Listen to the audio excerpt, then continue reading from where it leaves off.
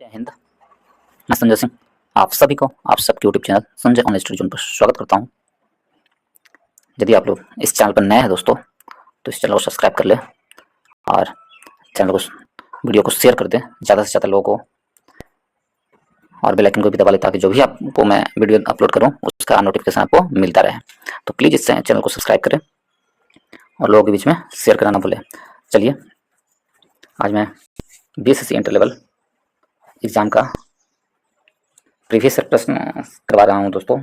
इसमें आज हमें सचिवालय सहायक जो मेंस एग्जाम हुआ था 2013 में उसका मैं प्रश्न लाया हूं। यह प्रीवियस ईयर क्वेश्चन का 12वां वीडियो है। इससे पहले 1 से लेकर 11 तक वीडियो मैं अपलोड कर चुका हूं दोस्तों। यदि आप लोग क्वेश्चन नहीं देखें तो जाकर के इस चैनल के प्लेलिस्ट में देख लें, वहाँ पर सारी वीडियो आप लोगों को अपलोड मिलेगी। और यदि आप लोगों को अच्छा लगता है दोस्तों तो वीडियो को लाइक करें, दोस्तों ग्रुप में शेयर करें, चैनल को सब्सक्राइब करना ना भूलें और मेरे चैनल संजय ऑनलाइन स्टडी को सब्सक्राइब जरूर कर ले दोस्तों। चलिए हम लोग चलते हैं। आज का पहला प्रश्न इसमें दिया गया है 2013 में जो हुआ था एग्जाम मुख्य परीक्षा मेंस का मैं लाया हूँ। इसमें है पहला प्रश्न क्या है कि नगर कोझिकोड कहलाता था। तो नगर जो कोझिकोड था वो क्या कहलाता था, ये प्रश्न पूछा गया है। तो नगर कोझिकोड क्या कहलाता था? कालीकट को ही कोझिकोड कहते थे। ऑप्शन नंबर डी हमारा सही आंसर है।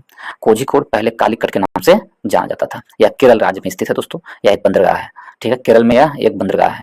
और जो प्रथम पुर्तगाली थे जो वास्को डी गामा, वो इसी बंदरगाह पर कोझिकोड बंदरगाह यानी कालीकट के बंदरगाह पर ही 17 मई 1498 में पहुंचे थे। कौन? पुर्तगाली जो थे, प्रथम पुर्तगाली वास्को डी गामा कालीकट बंदरगाह पर ही 1498 में भारत पहुंचे थे। कालीकट के तत्कालीन शासक जमोरिन थे। उस समय जो वास्को डी गामा आए थे उस समय कौन थे? जमोरिन था। पुर्तगाली यात्री वास्को डी गामा ने भारत के समुद्री मार्ग की खोज की है। आप कभी कभी प्रश्न में देता है कि भारत की खोज किसने की है, तो हम लोग मानते हैं वास्को डी गामा ही, परंतु वास्तव में भारत पहले से ही है। भारत की समुद्री मार्ग की खोज किसने किया है, ऐसे प्रश्न होने चाहिए। तो भारत के समुद्री मार्ग की खोज वास्को डी गामा ने किया है, ठीक है। जबकि कोलंबस ने अमेरिका तथा कैप्टन कुक ने ऑस्ट्रेलिया की समुद्री मार्ग की खोज की है। तो हमारा आंसर क्या होगा? ऑप्शन नंबर डी हमारा सही आंसर है। कालीकट को ही कोझिकोड कहते हैं। ऑप्शन नंबर डी सही है। नेक्स्ट को चलते हैं दोस्तों। राष्ट्रीय गीत इस उपन्यास से लिया गया है। तो राष्ट्रीय गीत जो हम लोग गीत है और जिसे हम लोग किस उपन्यास से लिए हैं राष्ट्रीय गीत? तो राष्ट्रीय गीत है जो क्या है राष्ट्रीय गीत? तो वंदे मातरम क्या है? राष्ट्रीय गीत है। हाँ, वंदे मातरम हमारा राष्ट्रीय गीत है। यदि आपसे राष्ट्रीय गान पूछे तो क्या है? तो राष्ट्रीय गान जनगण मन है और राष्ट्रीय गीत वंदे मातरम। कौन से उपन्यास से लिया गया है? तो वंदे मातरम आनंद मठ से लिया गया है। ऑप्शन नंबर ए हमारा सही आंसर है। आनंद मठ उपन्यास से लिया गया है वंदे मातरम, ठीक है। और इसके रचयिता कौन है? आनंद मठ के रचयिता बंकिम चंद्र चटर्जी हैं इसका रचयिता, ठीक है। और इस गीत को पहली बार 1896 में कलकत्ता के कांग्रेस अधिवेशन में गाया गया था। वंदे मातरम को पहली बार 1896 में कलकत्ता का जो कांग्रेस अधिवेशन हो रहा था उसमें गाया गया था। और कांग्रेस की जो 1896 की अधिवेशन था उसकी अध्यक्षता रहीमतुल्लाह सयानी ने किया था। उन्हीं के समय में यह गीत गाया गया था। और यह गीत 15 सेकंड में गाया जाता है। वंदे मातरम को गाने का समय कितना है? सॉरी 15 सेकंड नहीं, 65 सेकंड यानी 65 सेकंड में पूरा किया जाता है ये गीत को, वंदे मातरम को। भारत सरकार ने इसे 26 जनवरी 1950 को अपना राष्ट्रीय गीत के रूप में मान्यता प्राप्त की, ठीक है। और इसमें यदि हम देखें तो गोदान के लेखक कौन है? ऑप्शन नंबर बी में देखें तो गोदान के लेखक है मुंशी प्रेमचंद। गोदान के लेखक कौन है? तो मुंशी प्रेमचंद है गोदान के लेखक। और यदि आप गोरा को देखें तो गोरा के लेखक कौन है? तो रविंद्रनाथ टैगोर हैं गोरा के लेखक। और देवदास के लेखक कौन है? तो देवदास के लेखक शरत चंद्र चट्टोपाध्याय है। शरत चंद्र चट्टोपाध्याय देवदास पुस्तक लेखक है, उपन्यास के लेखक है। तो ऑप्शन नंबर ए हमारा सही आंसर है, आनंद मठ। नेक्स्ट जो चलते हैं दोस्तों, इसमें दिया गया है 3 नंबर प्रश्न में, 3rd नंबर प्रश्न में दिया गया है निम्न व्यक्ति के समाधि स्थल को विजय घाट कहते हैं। तो किसके समाधि स्थल को विजय घाट कहा जाता है? यदि हम इसमें देखें तो विजय घाट किसके स्थल कहते हैं? तो लाल बहादुर शास्त्री के समाधि स्थल को विजय घाट कहा जाता है, ठीक है। ऑप्शन नंबर सी हमारा सही आंसर है। लाल बहादुर शास्त्री जो भारत के प्रधानमंत्री रह चुके हैं उनके समाधि स्थल को विजय घाट कहा जाता है। मैं कुछ इंपॉर्टेंट समाधि स्थल बता देता हूँ दोस्तों। जैसे इसमें दिया गया इंदिरा गांधी जी का समाधि स्थल क्या है? शक्ति स्थल है। शक्ति स्थल इंदिरा गांधी। याद रखने का क्या तरीका है? तो महिलाओं को हम लोग कहते हैं शक्ति, वह एक शक्ति है। भगवान शिव ने भी कहा था कि हमारी शक्ति है वो। तो इंदिरा गांधी महिला है इसलिए उन्हें शक्ति स्थल दिया गया। तो इंदिरा गांधी जी का जो समाधि स्थल है वो कहाँ है? शक्ति स्थल है, ठीक है। बी आर अम्बेडकर के समाधि स्थल को क्या कहते हैं, तो चैत्रा भूमि। बी आर अम्बेडकर को कहा जाता है चैत्रा भूमि। ठीक है। राजीव गांधी, राजीव गांधी के समाधि स्थल को वीर भूमि, राजीव गांधी के समाधि स्थल को कहा जाता है वीर भूमि। इसलिए वीर भूमि कि उन्हें आतंकवादियों के द्वारा मारा गया था, मार दिया गया था, तो इसलिए उन्हें वीर भूमि कहा जाता है, वीर भूमि में स्थान दिया गया है। तो समाधि स्थल उनका क्या है, वीर भूमि है। ठीक है, चारों का देखिए। कुछ और इंपॉर्टेंट देखते हैं हम लोग। जैसे महात्मा गांधी के समाधि स्थल को राजघाट कहा जाता है, और जवाहरलाल नेहरू के समाधि स्थल को शांति वन कहा जाता है। मोरारजी देसाई के समाधि स्थल को अभय घाट कहा जाता है। चौधरी चरण के सिंह के समाधि स्थल को किसान घाट कहा जाता है। चौधरी चरण सिंह की समाधि स्थल को किसान घाट कहा जाता है। जगजीवन राम के समाधि स्थल को समता स्थल कहते हैं दोस्तों, क्या कहते हैं, समता स्थल। राजीव गांधी को वीर भूमि, राजेंद्र प्रसाद के महाप्रयाण घाट कहा जाता है। अटल बिहारी वाजपेयी के समाधि स्थल को सदैव अटल कहा जाता है। उनका जो समाधि स्थल है उन्हें सदैव अटल कहते हैं। तो ऑप्शन नंबर सी हमारा सही आंसर। जितना भी मैं बताया हूं दोस्तों वो हमेशा किसी न किसी एग्जाम में पूछे गए हैं, तो आप लोग जरूर से जरूर अच्छे से याद कर लीजिएगा। तो ऑप्शन नंबर सी हमारा सही आंसर है। मैं आपको जितना भी इस वीडियो में डिटेल बता रहा हूँ सारे डिटेल्स किसी न किसी एग्जाम में प्रश्न पूछे ही जाते हैं और पूछे गए हैं, तो इसलिए आप इसे जरूर से जरूर याद कर ले दोस्तों, और अच्छे से सुन ले 2 बार तो याद हो जाएगा। काफ़ी इंपॉर्टेंट चीज़ मैं आपको डिस्क्रिप्शन में बता रहा हूँ, यानी कि इसका डिस्क्राइब जो कर रहा हूँ हल्का, काफ़ी सिंपल भाषा में भी है और आपको काफ़ी लाभ मिलेगा आने वाले एग्जामों में, तो इसलिए ध्यान से सुनिए और इसका लाभ उठाइए। चलिए हम लोग देखते हैं 4 नंबर प्रश्न को। इसमें दिया गया है, प्रथम बार जवाहरलाल नेहरू कांग्रेस पार्टी के अध्यक्ष इस वर्ष बन गए थे। तो कांग्रेस पार्टी के कब अध्यक्ष चुने गए थे प्रथम बार जवाहरलाल नेहरू? तो पहली बार जवाहरलाल नेहरू ने कांग्रेस पार्टी के अध्यक्ष वर्ष 1929 में चुने गए थे। वर्ष 1929 में चुने गए थे। ऑप्शन नंबर ए हमारा सही आंसर है। 1929 के लाहौर अधिवेशन में उन्हें चुना गया था। 1929 के कौन से अधिवेशन? लाहौर अधिवेशन में। लाहौर अधिवेशन की अध्यक्षता उन्होंने किए थे, और इसी अधिवेशन में जवाहरलाल नेहरू ने पूर्ण स्वराज की मांग की थी। क्या पूर्ण स्वराज की लक्ष्य रखा था या मांग की थी? तो ऑप्शन नंबर ए हमारा सही आंसर है। यदि हम देखें दोस्तों 1939 में जो कहाँ हुआ था 1939 का कांग्रेस अधिवेशन, तो 1939 का कांग्रेस अधिवेशन त्रिपुरी में हुई थी। त्रिपुरी में 1939 के कांग्रेस अधिवेशन हुई थी, और इसकी अध्यक्षता सुभाष चंद्र बोस ने किया थे। सुभाष चंद्र बोस ने 1939 के त्रिपुरी कांग्रेस की अध्यक्षता किए तो नहीं थे, लेकिन चुनाव जीते थे, परंतु इसकी अध्यक्षता डॉक्टर इंद्र प्रसाद द्वारा की गई थी 1939 के त्रिपुरी अधिवेशन। इससे पहले 1938 के हरिपुरा अधिवेशन हुआ था कांग्रेस का, उसमें सुभाष चंद्र बोस ने इस कांग्रेस की अध्यक्षता किए थे। ठीक है, 1939 में किए थे। ठीक है दोस्तों, नेक्स्ट प्रश्न चलते हैं। 5 नंबर प्रश्न में, झांसी की रानी के तौर पर कौन प्रसिद्ध है? तो झांसी की रानी हम लोग लक्ष्मीबाई को कहते हैं। लक्ष्मीबाई को झांसी की रानी कहते हैं। उनका बचपन का नाम या मूल नाम क्या था लक्ष्मीबाई का? तो मणिकर्णिका था। मणिकर्णिका उनका मूल नाम था लक्ष्मीबाई का। और लक्ष्मीबाई का जन्म बनारस में हुआ था दोस्तों। ठीक है, और अंग्रेज जनरल हिरोज से लड़ते हुए 17 जून 1858 को वीर गति की प्राप्त हुई थी रानी लक्ष्मीबाई। ऑप्शन नंबर डी हमारा सही आंसर है। नेक्स्ट को चलते हैं। ब्रिटिश शासन के विरुद्ध कांग्रेस ने किस वर्ष असहयोग आंदोलन प्रारंभ किया था? तो ब्रिटिश शासन के विरुद्ध जो कांग्रेस ने असहयोग आंदोलन प्रारंभ किया था वो वर्ष 1920 में प्रारंभ किया था। ऑप्शन नंबर ए आंसर है। कब किया था? वर्ष 1920 में प्रारंभ किया था। ठीक है, ऑप्शन नंबर ए हमारा सही आंसर है।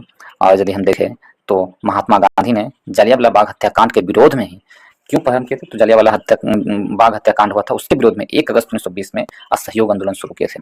लेकिन 5 फरवरी 1922 को उत्तर प्रदेश के जो चौरी चौरा नामक कांड होता है दोस्तों, उसके कारण महात्मा गांधी दुखी होकर इस आंदोलन को 12 फरवरी 1922 को बंद कर देते हैं। इस कांड के चलते ही असहयोग आंदोलन को स्थगित करते हैं। यदि हम देखें तो इस समय जब असहयोग आंदोलन शुरू किया गया था उस समय अंग्रेज वायसराय कौन थे? तो रीडिंग थे। उनका कार्यकाल 1921 से 26 तक था दोस्तों। 1922 जबकि 1922 में उसी समय 1922 में कांग्रेस का कहाँ अधिवेशन हुआ था? तो गया अधिवेशन कांग्रेस का हुआ था। बिहार के गया में 1922 में कांग्रेस का अधिवेशन हुआ था, और इसकी अध्यक्षता CR दास ने किए थे। CR दास ने। और असहयोग आंदोलन की शुरू हुआ था उस समय लॉर्ड चेम्सफोर्ड का कार्यकाल 1921 से 1916 से 1921 तक था। देखिए इसमें 2 प्रश्न। जब असहयोग आंदोलन की शुरुआत 1920 में हुई, उस समय किसके कार्यकाल में शुरुआत हुई थी असहयोग आंदोलन? तो लॉर्ड चेम्सफोर्ड के समय में हुई थी। चेम्सफोर्ड का कार्यकाल 1916 से लेकर 1921 तक था। जब कांग्रेस का जब असहयोग आंदोलन को समाप्त किया गया, किसके कार्य में? तो लॉर्ड रीडिंग के कार्यकाल में कांग्रेस के जो असहयोग आंदोलन था 12 फरवरी 1922 को समाप्त किया गया था रीडिंग के कार्यकाल में। ठीक है, ये प्रश्न है, तो ऑप्शन नंबर ए हमारा सही आंसर है। नेक्स्ट क्वेश्चन चलते हैं दोस्तों। आगे में हम यदि देखें, इसमें दिया गया है एक मानचित्र में एक मानचित्र है, ठीक है, समान दाब वाली रेखाएं कहलाती है। तो मानचित्र में समान दाब वाली रेखाएं आइसोबार कहलाता है। क्या कहलाता है? आइसोबार, उसे हम लोग आइसोबार कहते हैं।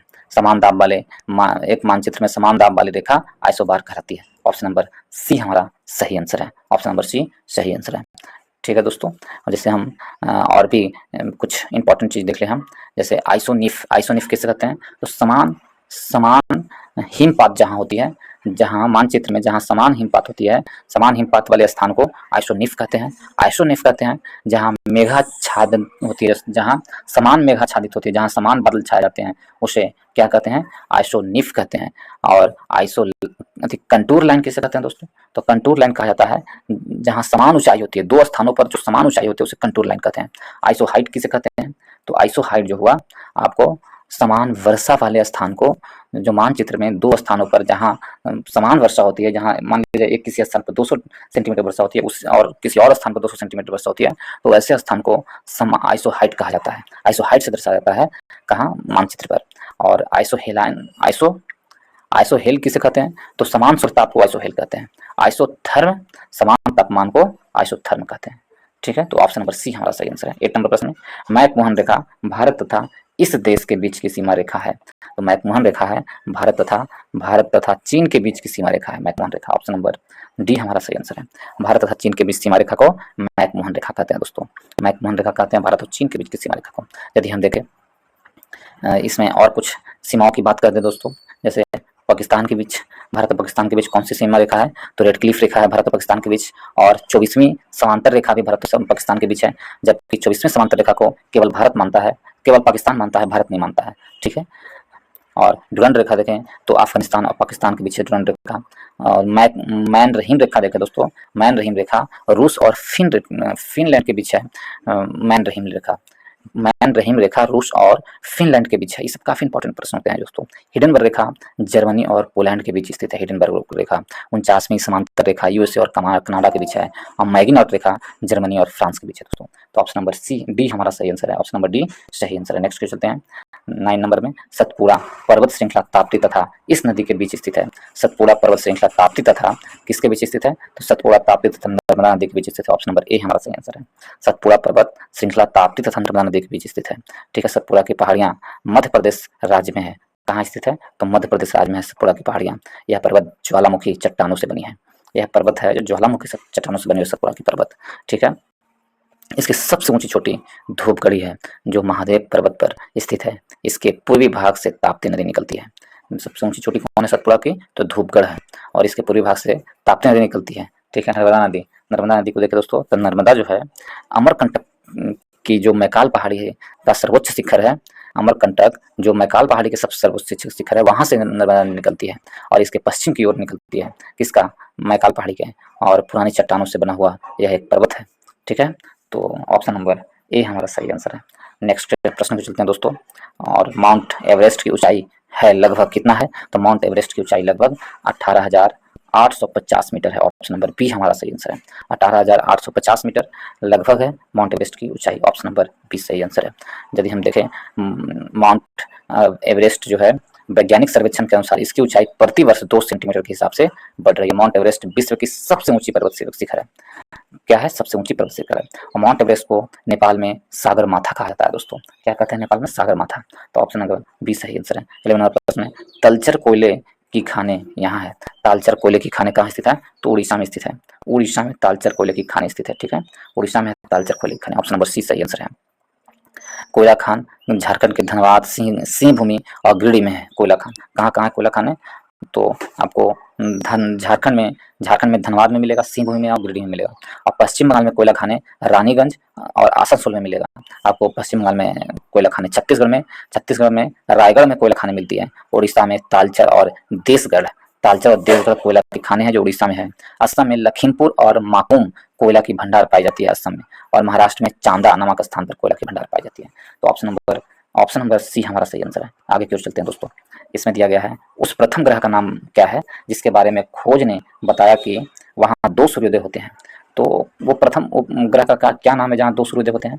तो उस ग्रह का नाम है Kepler 16b। Option number B सही आंसर है, डी सही आंसर है, कैप्लर 16b जहाँ 2 सूर्योदय होती है। ऑप्शन नंबर डी सही आंसर है दोस्तों। ठीक है, कैप्लर 16d है। नेक्स्ट चलते हैं हम लोग। नेक्स्ट में दिया गया है 30 नंबर प्रश्न में, जनजाति संथाल इस राज्य में नहीं रहती है। हमसे पूछा है नहीं रहती है। ये प्रश्न काफ़ी इंपॉर्टेंट है। देखिए नहीं को जरूर घेरिए दोस्तों, ये सभी से गलती होती है। तो जो संथाल जनजाति है असम में नहीं रहती है। ऑप्शन नंबर ए हमारा सही आंसर है। असम में नहीं पाई जाती है संथाल जनजाति। संथाल जनजाति उड़ीसा, पश्चिम बंगाल, झारखंड में पाई जाती है, असम में नहीं पाई जाती है। ऑप्शन नंबर ए हमारा सही आंसर है। कुछ जनजाति का नाम मैं बताता हूँ दोस्तों, जैसे झारखंड में मुंडा, हो, उराव, कोरबा, असुर, भूइयाँ, भूमि, ये सब झारखंड में पाया जाने वाला जनजाति है। ठीक है, यदि और हम देखें अरुणाचल प्रदेश में मोपा, सिंहपो, ये अरुणाचल प्रदेश में पाई जाने वाली जनजाति है। और आंध्र प्रदेश में खोंड, कोयास, वाल्मीकि जनजाति पाई जाती है। उत्तराखंड में भोटिया, नीति, थारू नामक जनजाति पाई जाती है। सिक्किम में भोटिया और लेप्चा पाई जाती है। मिजोरम में भी लाखर, पाबो, चकमा, लुसाई, ये मिजोरम में पाई जाने वाली जनजाति है। लाखर, पाबो, चकमा, लुसाई। मणिपुर में कुमी, मैठी, मणिपुर में पाई जाने वाली जनजाति है। मेघालय में गारो, खासी जनजाति नामक जनजाति पाई जाती है। तो ऑप्शन नंबर ए हमारा सही आंसर है। नेक्स्ट प्रश्न चलते हैं। नेक्स्ट में दिया गया है दोस्तों, इसमें दिया गया है भारत में विशालतम समुद्र तट यहाँ है। तो भारत में विशालतम समुद्र तट कहाँ है? ये कहाँ पाया जाता है विशालतम समुद्र तट? तो तमिलनाडु में है। ऑप्शन नंबर सी हमारा सही आंसर है। भारत में विशालतम समुद्र तट तमिलनाडु में है, और तमिलनाडु के तट पर स्थित है। चेन्नई में स्थित मेरीना बीच है जो विशालतम समुद्र तट है। यह भारत का सबसे लंबा समुद्र तट है। चेन्नई का जो मेरीना बीच है भारत का सबसे लंबा समुद्र तट है। ऑप्शन नंबर सही आंसर है। भारत का सबसे लंबी तट रेखा वाला राज्य गुजरात है। सबसे लंबी तट रेखा वाला राज्य देखें तो गुजरात है, ठीक है। और सबसे लंबी तट रेखा वाली प्रायद्वीपीय राज्य कौन है? तो वो आंध्र प्रदेश है। सबसे लंबी तट रेखा वाली प्रायद्वीपीय राज्य आंध्र प्रदेश है दोस्तों। ठीक है, तो हमसे पूछा है कि भारत में विशालतम समुद्र तट कहाँ है? तो भारत में यदि हम विशालतम समुद्र तट देखें तो वो तमिलनाडु में है दोस्तों। तमिलनाडु में है। यदि आपसे दोस्तों तमिलनाडु के बारे में पूछ लिया जाए तो तमिलनाडु के मुख्यमंत्री कौन है? तो तमिलनाडु का मुख्यमंत्री कौन है? तो आप बताएंगे M.K. स्टालिन है जो तमिलनाडु के मुख्यमंत्री है। वहाँ के राज्यपाल R.N. रवि है तमिलनाडु के राज्यपाल। तमिलनाडु में विधानसभा सीटों की संख्या 234 है दोस्तों। लोकसभा सीटों की संख्या 39 है और राज्यसभा सीटों की संख्या तमिलनाडु में 19 है। ठीक है, और यदि हम देखें केरल, तो केरल के जो राज्यपाल हैं वो कौन है? आरिफ मोहम्मद खान वहाँ के राज्यपाल हैं, और पिनराई विजयन वहाँ के मुख्यमंत्री हैं केरल के। केरल में विधानसभा सीटों की संख्या 140 है, लोकसभा सीटों की संख्या 20 है और राज्यसभा सीटों की संख्या 9 है केरल में। जबकि केरल की राजधानी तिरुवनंतपुरम है। गोवा को देखें दोस्तों, गोवा के राजधानी पणजी है और वहाँ के मुख्यमंत्री प्रमोद सावंत है और वहाँ के राज्यपाल PCS श्रीधरन पिल्लई है। और गोवा में विधानसभा सीटों की संख्या 40 है, लोकसभा सीटों की संख्या 2 है और राज्यसभा सीटों की संख्या 1 है।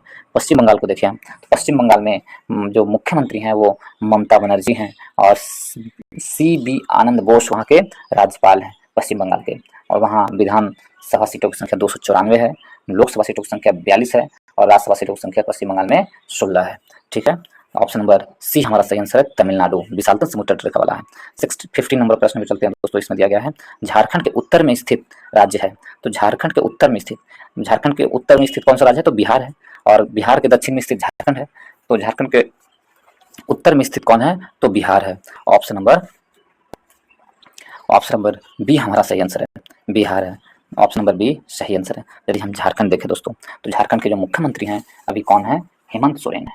हेमंत सोरेन वहाँ के मुख्यमंत्री हैं। चंपई सोरेन तो वहाँ के मुख्यमंत्री झारखंड के। ठीक है, और CP राधाकृष्णन वहाँ के कौन है? राज्यपाल हैं। झारखंड के एक राज्य का दर्जा हुआ था, यानी बिहार से झारखंड अलग हुआ था वर्ष 2000 में, और 15 नवंबर 2000 को बिहार से अलग हुआ था झारखंड। और इसकी विधानसभा सीटों की संख्या 81 है, राज्यसभा सीटों की संख्या कितना है? तो 6 है और लोकसभा सीटों की संख्या 14 है। झारखंड में लोकसभा सीटों की संख्या 14 है। यदि हम देखें बिहार की मुख्यमंत्री नीतीश कुमार हैं और राज्यपाल वहाँ के कौन है? तो वहाँ के राज्यपाल राजेंद्र विश्वनाथ आर्लेकर हैं बिहार में। और बिहार को राज्य का दर्जा 22 मार्च 1912 में हुआ था दोस्तों। और बिहार में लोकसभा सीटों की संख्या 40 है, राज्यसभा सीटों की संख्या 16 है। अब बिहार में विधानसभा सीटों की संख्या 243 है। बिहार में विधान परिषद भी दोस्तों जो कितना है? 75 है विधान परिषद की सीटों की संख्या। पश्चिम बंगाल को अभी हमने बता दिया है। मध्य प्रदेश के बारे में हमें देखना है। तो मध्य प्रदेश के बारे में यदि हम देखें दोस्तों तो मध्य प्रदेश के बारे में हम देखें तो इसमें दिया गया है मध्य प्रदेश के अभी जो मुख्यमंत्री हैं वो नए मुख्यमंत्री बनाए गए हैं मध्य प्रदेश में। और वो कौन है मध्य प्रदेश के नए मुख्यमंत्री? तो मध्य प्रदेश के नए मुख्यमंत्री डॉक्टर मोहन यादव हैं मध्य प्रदेश के नए मुख्यमंत्री। और मंगू भाई छगन भाई पटेल अभी मध्य प्रदेश के राज्यपाल हैं। और मध्य प्रदेश में 230 सीटों की संख्या है विधानसभा में, और लोकसभा में 29 है, और राज्यसभा में मध्य प्रदेश में सीटों की संख्या 11 है। छत्तीसगढ़ को देख लें हम लोग दोस्तों। छत्तीसगढ़ की जो विधानसभा सीट है वो 90 है, लोकसभा सीट है 11 है, और राज्यसभा सीट 5 है। वहाँ के मुख्यमंत्री छत्तीसगढ़ के विष्णुदेव सहाय हैं। छत्तीसगढ़ के मुख्यमंत्री कौन है? विष्णुदेव सहाय। और बीवी हरिचंदन वहाँ के राज्यपाल हैं। तो इसमें कहा था झारखंड के उत्तर में कौन है? तो बिहार है। ऑप्शन नंबर बी हमारा सही आंसर है, झारखंड के उत्तर में बिहार है। नेक्स्ट को चलते हैं दोस्तों। 69 नंबर प्रश्न, सबसे अंदर भूमि द्वारा घिरा पतन है। सबसे अंदर भूमि द्वारा घिरा पतन कौन है? तो वो है विशाखापत्तनम। ऑप्शन नंबर डी हमारा सही आंसर है। सबसे अंदर भूमि द्वारा घिरी हुई जो बंदरगाह है वो विशाखापत्तनम है। ऑप्शन नंबर डी हमारा सही आंसर है। पतन को ही बंदरगाह भी कहा जाता है। ठीक है दोस्तों, या इसे सबसे गहरा बंदरगाह के नाम से भी जाना जाता है, जो आंध्र प्रदेश में पड़ता है। ठीक है, सबसे बड़ा जवाहर नेहरू या नहवा सेवी बंदरगाह है। भारत का सबसे बड़ा बंदरगाह कौन है? तो जवाहरलाल नेहरू बंदरगाह या नहवा सेवे, उसी को कहते हैं। नहवा सेवा बंदरगाह वो क्या है? सबसे बड़ा बंदरगाह है। और यदि ज्वारिया बंदरगाह के बारे में पूछे तो कांडला बंदरगाह है, जिसे ज्वारी बंदरगाह कहते हैं, जो गुजरात में स्थित है। कांडला बंदरगाह उसे ज्वारी बंदरगाह कहा जाता है। ठीक है दोस्तों, न्यू मंगलोर बंदरगाह कर्नाटक में स्थित है। इसमें कुद्रेमुख से लौह अयस्क ईरान का निर्यात किया जाता है। न्यू मंगलोर से कुद्रेमुख से जो लौह अयस्क निकलते हैं, जो कर्नाटक में स्थित है कुद्रेमुख, उसका निर्यात भारत से ईरान की ओर किया जाता है। एन्नौर बंदरगाह कहाँ स्थित है? तमिलनाडु में स्थित है दोस्तों। एन्नौर बंदरगाह तमिलनाडु में स्थित है। तूतीकोरिन बंदरगाह कहाँ है? तूतीकोरिन बंदरगाह भी तमिलनाडु में स्थित है। ठीक है, तो ऑप्शन नंबर डी हमारा सही आंसर है। 17 में चलते हैं। इसमें दिया गया है दिल्ली से कलकत्ता को जोड़ने वाली राष्ट्रीय मार्ग का कार्य क्रमांक है। तो दिल्ली से कोलकाता को कौन सी राष्ट्रीय मार्ग जोड़ती है? तो NH2 है, दिल्ली से कोलकाता को जोड़ती है। ठीक है, और यदि NH2 है दिल्ली से कोलकाता को जोड़ती है। यदि आपसे पूछ लिया जाए सबसे लंबा NH कौन है? सबसे लंबा NH44 है। NH44 है जो भारत का सबसे लंबा NH है। ठीक है, और यह श्रीनगर से कन्याकुमारी को जोड़ती है। श्रीनगर से कन्याकुमारी को जोड़ती है NH44। ठीक है दोस्तों, NH2 है दिल्ली से कोलकाता को जोड़ती है, और अब NH2 को NH19 भी कहा जाता है दोस्तों। ठीक है, NH3 आगरा से मुंबई को जोड़ती है। NH3 है आगरा से मुंबई को जोड़ती है, और NH4 है जो आपको किसको? तो NH4 मुंबई से चेन्नई को जोड़ती है। बिहार में NH31 सबसे लंबा राष्ट्रीय राजमार्ग है। बिहार में यदि आपसे पूछ लिया जाए कि कौन सा राष्ट्रीय राजमार्ग बिहार में सबसे लंबा राष्ट्रीय राजमार्ग है, तो NH31 बिहार में सबसे लंबा राष्ट्रीय राजमार्ग है। यदि आप लोग दोस्तों इसी प्रकार जीके जीएस का प्रैक्टिस करना चाहते हैं, चाहे वो प्रीवियस ईयर का हो या किसी पब्लिकेशन के बुक से हो, जो प्रैक्टिस सेट बनाए हों उनके सेट से प्रैक्टिस करना चाहते हैं, तो हमारे चैनल के प्लेलिस्ट में जाएं। वहाँ पर आपको प्रैक्टिस सेट उपलब्ध मिलेगी दोस्तों। या तो प्रीवियस रूप के रूप में, ऑब्जेक्टिव प्रश्न के रूप में ही रहेंगे, चाहे तो वो प्रीवियस ईयर का हो या फिर प्रैक्टिस सेट के रूप में बना लाए हों। जैसे लोकमनी प्रकाशन का वॉल्यूम 2 का 20 प्रैक्टिस सेट आया था, वो सारे उसमें जितने भी जीके जीएस थे दोस्तों, उसे मैं अपलोड कर चुका हूँ। जाकर आप देख सकते हैं और अपना लाभ उठा सकते हैं दोस्तों। उसी प्रकार यूटेरिया का फर्स्ट बुक और वॉल्यूम 2 दोनों का 15 प्रैक्टिस सेट था, उसे भी मैं अपलोड कर दिया हूँ। उसे भी जाकर देख सकते हैं। प्लेलिस्ट दोनों का अलग अलग बना हुआ है, और साथ ही क्राउन पब्लिकेशन का भी मैं बुक ला चुका हूँ दोस्तों। आप लोग जाकर देख सकते हैं। यदि आप लोग को अच्छा लगता है दोस्तों तो वीडियो को लाइक करें, दोस्तों के ग्रुप में शेयर करें, और चैनल को सब्सक्राइब करना भूलें दोस्तों। प्लीज़ चैनल को सब्सक्राइब करें और बेल आइकन को दबा लें दोस्तों। घंटी को टन बजा दें ताकि आपको जो भी मैं नोटिफिकेशन दूँ आपको सबसे पहले नोटिफिकेशन जाए। तो ठीक है, चलिए आगे की ओर चलते हैं। केसर का मुख्य उत्पाद राज्य कौन है? केसर का मुख्य उत्पादक राज्य कौन है? तो कौन है? Jammu Kashmir. Option number C हमारा सही आंसर है। जम्मू कश्मीर है केसर का मुख्य उत्पादक राज्य है। ठीक है, पूरे भारत में सिर्फ जम्मू कश्मीर में ही केसर उत्पादित किया जाता है। ठीक है दोस्तों, यदि हम देखें जम्मू कश्मीर के बारे में, तो जम्मू कश्मीर है जो पहले राज्य के रूप में था, अब उसे केंद्र शासित प्रदेश के रूप में घोषित कर दिया गया है जम्मू कश्मीर को।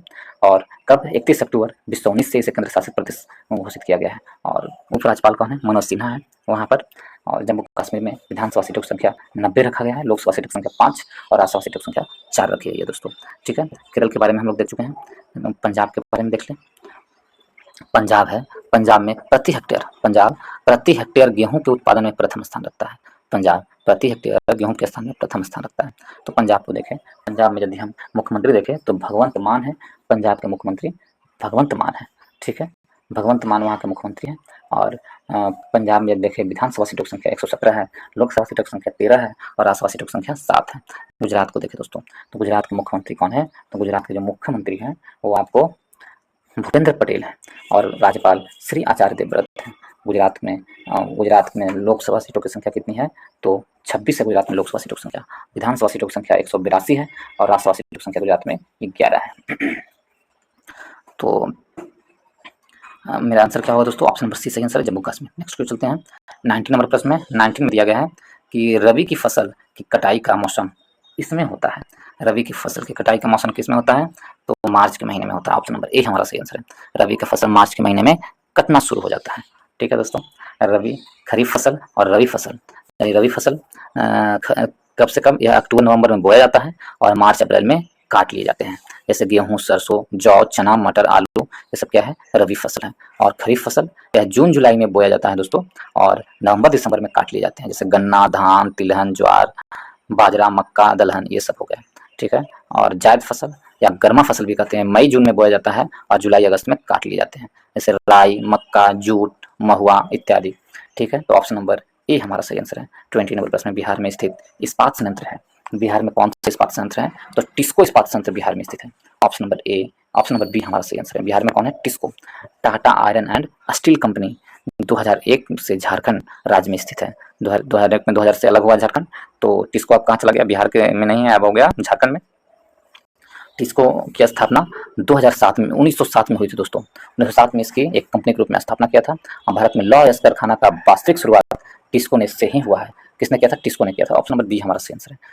21 में चलते हैं। नरोरा नाभिकीय शक्ति संयंत्र या शक्ति केंद्र यहाँ स्थित है। तो नरोरा नाभिकीय शक्ति केंद्र है जो कहाँ है? तो नरोरा उत्तर प्रदेश में है दोस्तों। नरोरा उत्तर प्रदेश में है। ऑप्शन नंबर सी हमारा सही आंसर है। उत्तर प्रदेश में है नरोरा।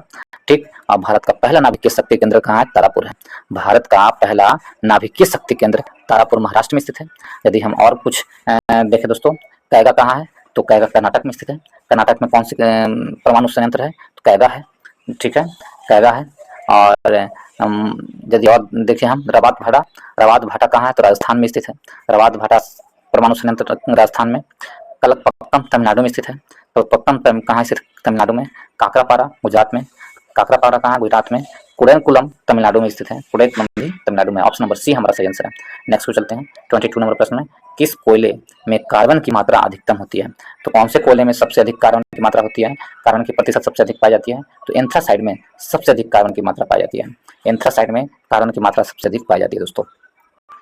ऑप्शन नंबर डी हमारा सही आंसर है। सबसे उच्चतम कोटि का कोयला एंथ्रासाइड को कहा जाता है।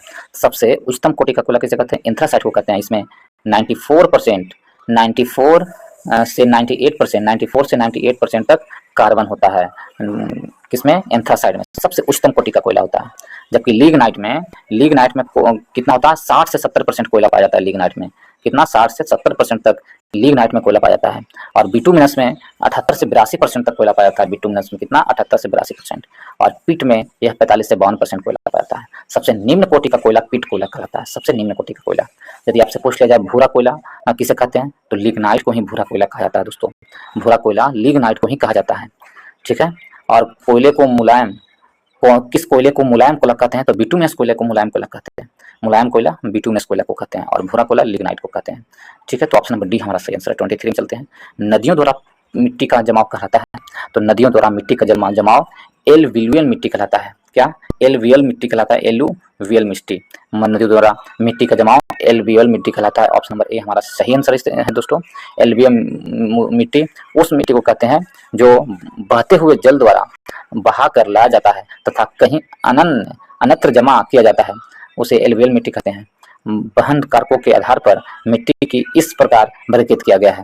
किस प्रकार? तो जलोढ़ निक्षेप मिट्टी, सरोवरी मिट्टी, समुद्री निक्षेप मिट्टी और हिमनद मिट्टी। जलोढ़ मिट्टी बहते पानी के निलंबन से निक्षेप होती है। सरोवरी मिट्टी झीलों के ताजे पानी से निलंबन से निक्षेपण होती है। और समुद्री निक्षेप मिट्टी समुद्र के पानी से निलंबन से निक्षेप होती है। और हिमनद मिट्टी बर्फ के संघनन से निक्षेप होती है। तो ऑप्शन नंबर ए हमारा सही आंसर है। एलुवियल मिट्टी कहलाता है, नदियों द्वारा मिट्टी का जमाव कहलाता है एलुवियल। नेक्स्ट चलते हैं 24 में। चीन की संसद कहलाती है। चीन की संसद क्या कहलाती है? तो चीन की संसद नेशनल पीपुल्स कांग्रेस कहलाती है। नेशनल पीपुल्स कांग्रेस चीन की संसद कहलाती है। ऑप्शन नंबर ए हमारा सही आंसर है। चीन की संसद क्या कहलाती है? नेशनल पीपुल्स कांग्रेस कहलाती है। ठीक है, चीन की संसद। जैसे कुछ और संसद के बारे में देते हैं। रूस की संसद को काटो सेट कहते हैं दोस्तों। जापान की संसद को डाइट कहा जाता है। जापान की संसद को क्या कहते हैं? डाइट। मालदीव की संसद को मजलिस कहते हैं। नेपाल की संसद को राष्ट्रीय पंचायत कहते हैं। पाकिस्तान की संसद को नेशनल असेंबली कहते हैं। यूएसए की संसद को कांग्रेस कहते हैं। कांग्रेस यूएसए की संसद को कहा जाता है। कांग्रेस किसे कहते हैं? यूएसए की संसद को कांग्रेस कहा जाता है। यूएसए संसद को कांग्रेस कहा जाता है, ठीक है। और चीन की संसद को नेशनल पीपल कांग्रेस, ठीक है। ईरान की संसद को मजलिस कहते हैं। इटली की संसद को सीनेट कहा जाता है। और अफगानिस्तान की संसद को शोरा कहा जाता है। काफी इंपॉर्टेंट मैं बताऊंगा दोस्तों। ऑप्शन नंबर ए हमारा सही आंसर है। 25 चलते हैं। जवाहरलाल नेहरू इस समय तक प्रधानमंत्री थे। जवाहरलाल नेहरू कब तक प्रधानमंत्री रहे हैं? तो वर्ष 1964 तक जवाहरलाल नेहरू भारत के प्रधानमंत्री के रूप में रहे हैं। कब? 1964 तक। पहली बार जवाहरलाल नेहरू वर्ष 1947 में प्रधानमंत्री बने थे। और कब तक रहे हैं? 1964 तक रहे हैं, ठीक है। और लाल बहादुर शास्त्री यदि हम देखें तो उनका कार्यकाल 1964 से 66 के बीच था। लाल बहादुर शास्त्री। उसके बाद इंदिरा गांधी का कार्यकाल 66 से 77 और 80 से 84 था इंदिरा गांधी का कार्यकाल। और 1984 में उनकी मृत्यु हो गई थी इंदिरा गांधी का। तो ऑप्शन नंबर क्या होगा? ऑप्शन नंबर बी हमारा सही आंसर है। 26 में देखें, भारत में संघ शासित प्रदेश की संख्या है। तो भारत में संघ शासित प्रदेश की संख्या फिलहाल में 8 है दोस्तों, ठीक है। 8 है। पहले इससे पहले 9 था, लेकिन अभी कितना है? 8 है। 8 है संघ शासित देशों की संख्या। लेकिन जिस समय ये प्रश्न पूछा गया था उस समय केंद्र शासित प्रदेशों की संख्या 7 थी। उस समय कितनी थी? 7 थी। तो इस प्रकार उस समय के अनुसार ऑप्शन नंबर बी हमारा सही आंसर है। लेकिन वर्तमान सिनेरियो में देखें तो संघ शासित प्रदेशों की संख्या कितना है? 8 है, ठीक है। वर्तमान समय में कितना है? 8 है, ठीक। वर्तमान में भारत में कुल 28 राज्य हैं दोस्तों। 31 अक्टूबर 2019 से जम्मू एवं कश्मीर और लद्दाख को 2 नए केंद्र शासित प्रदेश का दर्जा दिया गया। और 26 जनवरी 2020 से दादर और नगर हवेली एवं दमन द्वीप को एक केंद्र शासित प्रदेश बना दिया गया। ये दोनों अलग अलग केंद्र शासित प्रदेश थे, दोनों को एक केंद्र शासित प्रदेश कर दिया गया। तो इस लेकर के 29 से कितना हो गया? 28 हो गया, ठीक है। केंद्र शासित प्रदेशों की संख्या 29 से 28 हो गया। तो दादर और नगर हवेली की राजधानी कहाँ है? दमन है। वर्तमान समय में यदि हम देखें केंद्र शासित प्रदेशों की संख्या कितना है? तो 8 है। ऑप्शन नंबर उस समय के अनुसार 7 है। तो ऑप्शन नंबर सी सही आंसर है। नेक्स्ट चलते हैं दोस्तों। भारत में प्रथम महिला मुख्यमंत्री थी। तो भारत में प्रथम मुख्य महिला मंत्री सुचेता कृपलानी थी। ऑप्शन नंबर बी हमारा सही आंसर है। वो सुचेता कृपलानी उत्तर प्रदेश राज्य की प्रथम महिला मुख्यमंत्री बनी थी। उत्तर प्रदेश प्रथम दलित महिला मुख्यमंत्री कौन थी? तो मायावती प्रथम दलित महिला मुख्यमंत्री थी, जो बहुजन समाज पार्टी से संबंधित थे। दिल्ली के प्रथम महिला मुख्यमंत्री या ज्यादा दिनों तक महिला मुख्यमंत्री रहने वाली गौरवशाली कौन है? तो शीला दीक्षित को प्राप्त है। तो ऑप्शन नंबर बी हमारा सही आंसर है। नेक्स्ट पे चलते हैं दोस्तों। 27 से 28 की ओर। 28 में दिया गया है, इसमें है कि इस व्यक्ति को लोकसभा चुनाव में सबसे ज्यादा वोट जीतने के लिए विश्व रिकॉर्ड कायम है। कौन व्यक्ति है जो विश्व रिकॉर्ड कायम किया है लोकसभा सीटों में सबसे ज्यादा जीतने वाले? तो वो Ramvilas Paswan. Option number A हमारा सही आंसर है। रामविलास पासवान सबसे ज्यादा वोट से जीतने वाले रिकॉर्ड कायम किए हैं। हाजीपुर लोकसभा से 16वें लोकसभा चुनाव 2014 से हुई। 16वां लोकसभा 2014 में हुई, वह भाजपा के साथ मिलकर पिता पुत्र दोनों ने जीत हासिल की है। रामविलास पासवान रेल मंत्री भी रह चुके हैं दोस्तों। और पार्टी लोक जनशक्ति पार्टी बांग्ला छाप है इनका, यानी घर छाप है, हट छाप है। रामविलास पासवान 16वीं लोकसभा के में बिहार के हाजीपुर लोकसभा के प्रतिनिधित्व करते हुए 9 बार लोकसभा सांसद से और तथा 2 बार राज्यसभा सांसद रह चुके हैं दोस्तों। वर्ष 2020 में इनकी मृत्यु हो चुकी है। ऑप्शन नंबर ए हमारा सही आंसर है। 29 में चले, किसे फ्रंटियर गांधी कहा जाता है? तो फ्रंटियर गांधी किसे कहते हैं? खान अब्दुल गफ्फार खान को फ्रंटियर गांधी के नाम से जाना जाता है दोस्तों। ऑप्शन नंबर बी हमारा सही आंसर है। खान अब्दुल गफ्फार खान को फ्रंटियर गांधी के नाम से जाना जाता है।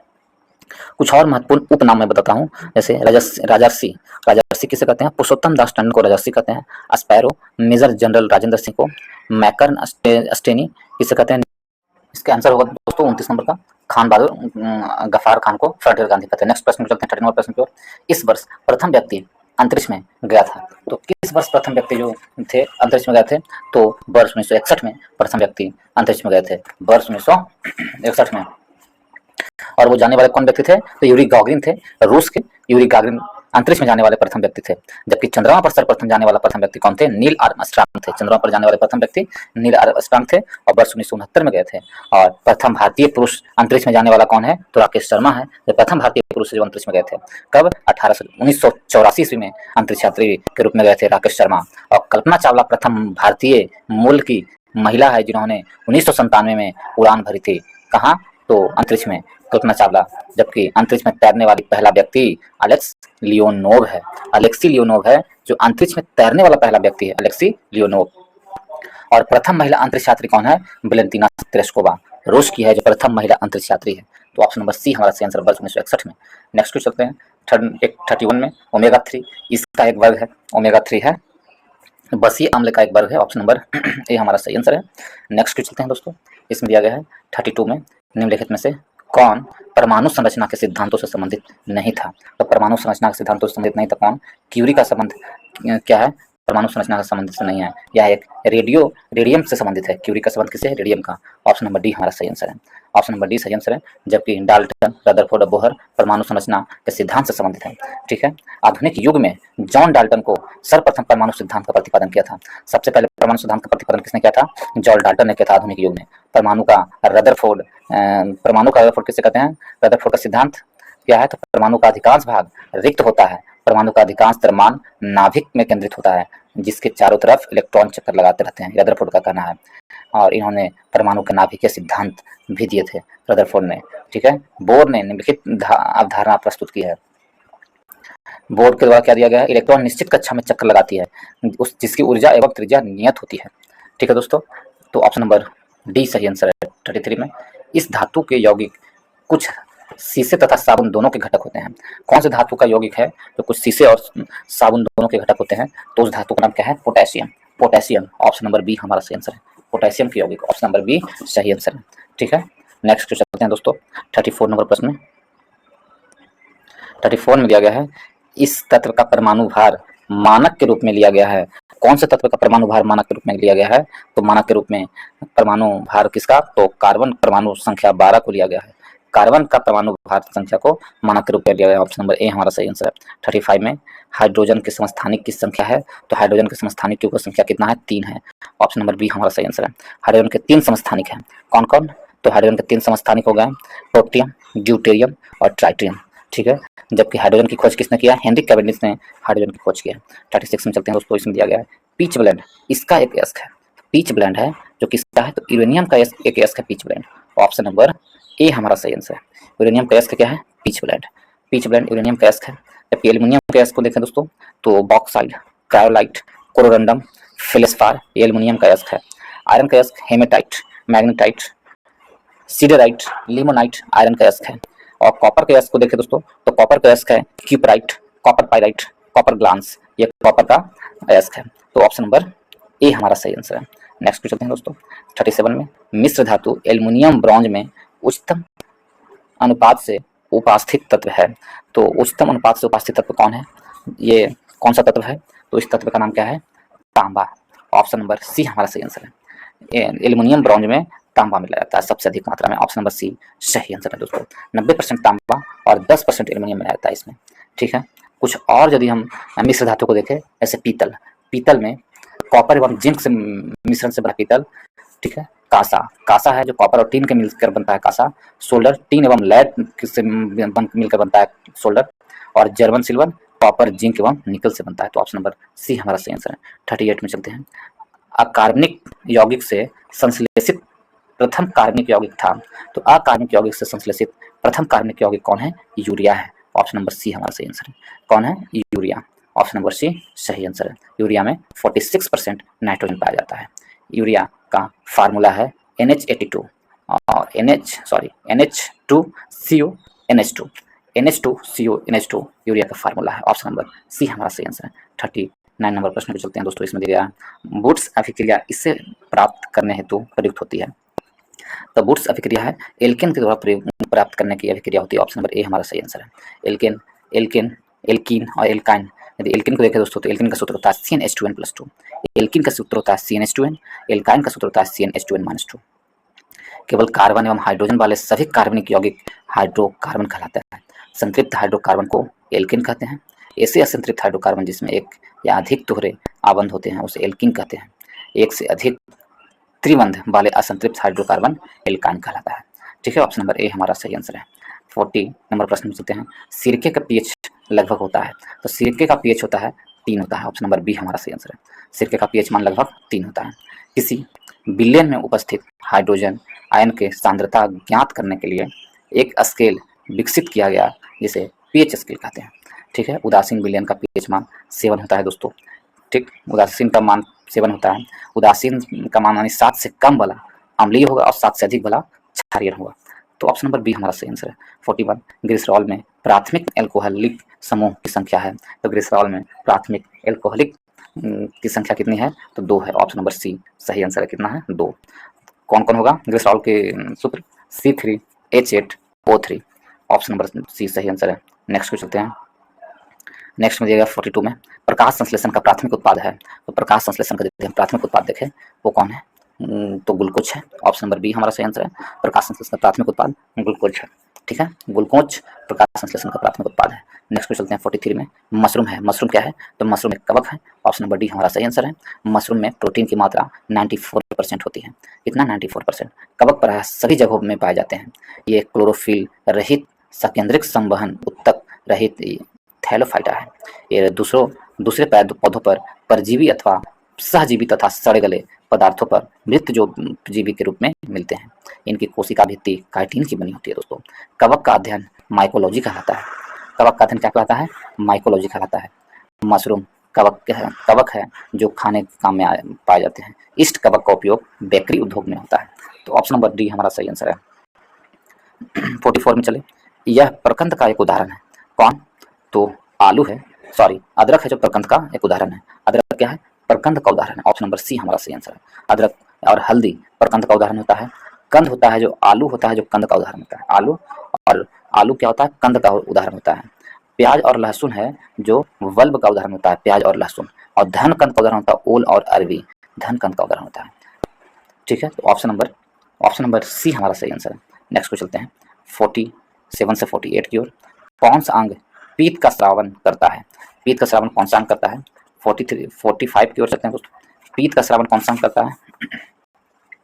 सबसे जोर से बोल सकने वाला जंतु, सॉरी ऑप्शन नंबर प्रश्न नंबर 45 में चलते हैं दोस्तों। वो 48 का प्रश्न हम पढ़े थे। 45 में है कि सबसे जोर से बोल सकने वाली जंतु है। सबसे जोर से बोल सकने वाली जंतु कौन है? नीली व्हेल है। ऑप्शन नंबर बी हमारा सही आंसर है। सबसे जोर से बोलती है नीली व्हेल। ठीक है, ऑप्शन नंबर बी सही आंसर है। नीली व्हेल सबसे बड़ा स्तनपायी जंतु है। सब पृथ्वी पर सबसे बड़ा स्तनपायी जंतु नीली। हथिनी सबसे बड़ा बच्चा देता है। सबसे बड़ा बच्चा देने वाला जंतु कौन है? तो हथिनी है। हाथी की राष्ट्रीय विरासत पशु भी घोषित किया गया है दोस्तों। हाथी का वैज्ञानिक नाम एलेफस मैक्सिमम है। तो ऑप्शन नंबर बी हमारा सही आंसर है, नीली व्हेल। 46 में प्रकाश संश्लेषण तथा शोषण का सामान्य उत्पाद है। प्रकाश संश्लेषण और शोषण का समान उत्पाद क्या होता है? समान उत्पाद जल होता है। ऑप्शन नंबर डी हमारा सही आंसर है। नेक्स्ट पे चलते हैं 47 में। यह अंतःस्रावी ग्रंथि का एक उदाहरण है। तो अंतःस्रावी ग्रंथि का उदाहरण कौन है? थायराइड। थायराइड है जो अंतःस्रावी ग्रंथि का उदाहरण है। ऑप्शन नंबर सी हमारा सही आंसर है। अंतःस्रावी ग्रंथि का उदाहरण कौन है? थायराइड। मानव में 3 प्रकार की ग्रंथि पाई जाती है।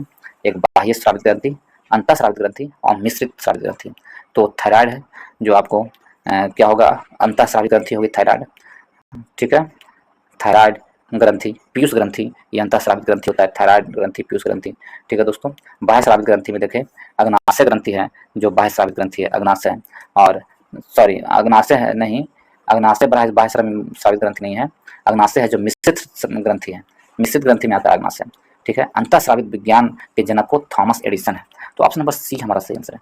नेक्स्ट क्वेश्चन चलते हैं दोस्तों 48 नंबर प्रश्न में। 47 से 48 में कौन सा अंग पीत का श्रवण करता है? तो यकृत है जो पीत का श्रवण करता है। ऑप्शन नंबर ए हमारा सही आंसर है। पीत यकृत से निकलता है और पित्ताशय में जमा होता है दोस्तों। पीत का जो पीएच मान होता है 7.7 होता है और यह क्षारीय होता है। पीत पित्ताशय जिसे गॉल ब्लैडर कहते हैं में एकत्रित होता है। पीत रस पीत नली के द्वारा ग्रहणी से पहुंचकर वसा तथा एमल्सीकरण करता है जिससे वसा का पाचन होता है। ठीक है दोस्तों, ऑप्शन नंबर ए हमारा सही आंसर है। 49 में रिकाम्बिनेंट डीएनए टेक्नोलॉजी के विकास के पश्चात यह तकनीक संभव हुई थी। तो यह तकनीक संभव हुई थी डीएनए अंगुली मुद्रण का तकनीक संभव हुई थी। ऑप्शन नंबर ए हमारा सही आंसर है। 50 नंबर प्रश्न में निम्न का कारण विषाणु है। तो किसके कारण विषाणु नामक रोग होता है? तो विषाणु नामक रोग होता है जो रेबीज के कारण होता है दोस्तों। ऑप्शन नंबर सी हमारा सही आंसर है। रेबीज नामक रोग विषाणु से होता है। रेबीज नामक रोग किससे होता है? विषाणु से। ठीक है, विषाणु से होने वाला रोग कौन कौन सा है? तो एड्स, चेचक, खसरा, कर्ण फेफड़े, मेनाजाइटिस, पोलियो, डेंगू, पीलिया, हर्पिस, ट्रैकोमा, गलसुआ, ये सब क्या है? विषाणु से होने वाला रोग है। विषाणु से होने वाला रोग है। नेक्स्ट को चलते हैं दोस्तों 51 में, गति का अध्ययन कहलाता है। तो गति का अध्ययन क्या कहलाता है? तो गति का अध्ययन काइनेटिक कहलाता है, काइनेटिक्स। ऑप्शन नंबर ए हमारा सही आंसर है, काइनेटिक्स एनर्जी कहलाता है गति का अध्ययन। ऑप्शन नंबर ए सही आंसर है। यांत्रिक किसे कहते हैं? तो यांत्रिक मैकेनिक किसका अध्ययन किया जाता है? तो भौतिक विज्ञान की वह शाखा जिसमें पिंडों के बल लगने पर और विस्थापन करने पर उससे बदलाव का अध्ययन किया जाता है और यांत्रिक विधि से किया जाता है। ऑप्शन नंबर, ठीक है, मैकेनिक विधि से किया जाता है। ठीक है दोस्तों, ऑप्शन नंबर ए सही आंसर है। 52 में देखते हैं, क्वांटम सिद्धांत का सुझाव किसने दिया था? तो क्वांटम सिद्धांत का सुझाव प्लांक ने दिया था, मैक्स प्लांक ने। ऑप्शन नंबर सी हमारा सही आंसर है। ऑप्शन नंबर सी सही आंसर है। नेक्स्ट चलते हैं 53 में। 53 में दिया गया है, वह यंत्र जो अत्यधिक तापक्रम मापता है कहलाता है। तो अत्यधिक तापक्रम मापने वाला यंत्र क्या कहलाता है? पायरोमीटर कहलाता है। ऑप्शन नंबर ए हमारा सही आंसर है, पायरोमीटर कहलाता है। प्लेटिनम प्रतिरोध तापमापी की सहायता से -200 डिग्री सेल्सियस से 1200 डिग्री सेल्सियस तक ताप को मापा जाता है। ताप युग्म तापमापी की सहायता से सहायता से 200 डिग्री सेल्सियस से 1600 डिग्री सेल्सियस तक की तापमान मापा जाता है। सबसे न्यूनतम तापमान हीलियम गैस तापमापी द्वारा मापा जाता है। पायरोमीटर स्टीफेंस के सिद्धांत पर प्रकाश करता है दोस्तों, पायरोमीटर। ऑप्शन नंबर ए हमारा सही आंसर है। 54 नंबर प्रश्न में, लक्स इसकी इकाई है। लक्स है जो प्रतिदीप्ति की इकाई है, लक्स। ऑप्शन नंबर डी हमारा सही आंसर है। प्रतिदीप्ति की इकाई क्या है? लक्स है। और कुछ प्रमुख भौतिक राशियां जैसे ताप का मात्रक केल्विन है, द्रव्यमान का मात्रक केजी है, चाल का मात्रक मीटर पर सेकंड है, आवेग का मात्रक न्यूटन सेकंड है, आवेग का मात्रक विभवांतर का मात्रक वोल्ट है, प्रेरकत्व की मात्रक हेनरी है, ज्योतिफ्लक्स की मात्रक ल्यूमेन है, दाब की मात्रक पास्कल है। ठीक है दोस्तों, दाब की मात्रा पास्कल है, लंबाई की मात्रक मीटर है, बल की मात्रा न्यूटन है, आवृत्ति की मात्रा हर्ट्ज है, विद्युत आवेश की मात्रा कूलाम है, और चुंबकीय फ्लक्स की मात्रा वेबर है, ज्योति तीव्रता की मात्रा कैंडेला है, और शक्ति की मात्रा वाट है। तो ऑप्शन नंबर डी हमारा सही आंसर है। 55 नंबर प्रश्न में, यह एक अश्व शक्ति का समतुल्य है। तो एक अश्व शक्ति बराबर क्या होता है? 740 वाट होता है। ऑप्शन नंबर ए हमारा सही आंसर, एक अश्व शक्ति बराबर 740 वाट होता है। ठीक है दोस्तों, नेक्स्ट चलते हैं 56 नंबर प्रश्न में हम लोग चलते हैं। इसमें दिया गया है, यदि एक अवतल दर्पण में वस्तु एवं प्रतिबिंब दोनों वक्रता केंद्र पर स्थित हो, यदि एक अवतल दर्पण में वस्तु एवं प्रतिबिंब दोनों वक्रता केंद्र पर हो तो प्रतिबिंब है। यदि दोनों वक्रता केंद्र पर हो वस्तु और प्रतिबिंब भी, तो उस वस्तु का समान आकार का होगा, वो वस्तु समान आकार का बनेगा। ऑप्शन नंबर सी हमारा सही आंसर होगा दोस्तों, ऑप्शन नंबर सी सही आंसर होगा। ठीक है दोस्तों, नेक्स्ट चलते हैं। नेक्स्ट दिया 57 नंबर प्रश्न, ऊष्मागतिकी का कौन सा नियम कहलाता है कि बिना किसी बाह्य कारक की सहायता के किसी कम ताप वाली वस्तु से किसी उच्च ताप वाली वस्तु को ऊष्मा स्थानांतरित नहीं की जा सकती है? तो यह गति के कौन से नियम है? यह गति के दूसरे नियम के द्वारा कहा जाता है। ऑप्शन नंबर सी हमारा सही आंसर है। 58 में, एक वायुयान की ध्वनि समानता इसके संगत होती है। तो एक वायुयान की ध्वनि किसके संगत होती है? तो एक वायुयान की ध्वनि 100 डेसिबल के संगत होती है। ऑप्शन नंबर बी हमारा सही आंसर है। 59 नंबर प्रश्न चलते हैं, एक नैनोमीटर बराबर होता है, तो एक नैनोमीटर बराबर 10⁻⁻19 मीटर होता है, या -10⁻⁻9 मीटर, या 10⁻⁻7 सेंटीमीटर। ऑप्शन नंबर डी हमारा सही आंसर है। मीटर में दिया नहीं है तो सेंटीमीटर में दिया, तो -10⁻7 सेंटीमीटर होगा। 60 नंबर प्रश्न में, सौर ऊर्जा का प्रमुख स्रोत है, सौर ऊर्जा नाभिकीय संलयन का प्रमुख स्रोत है। ऑप्शन नंबर डी हमारा सही आंसर है, नाभिकीय संलयन का प्रमुख स्रोत है सौर ऊर्जा।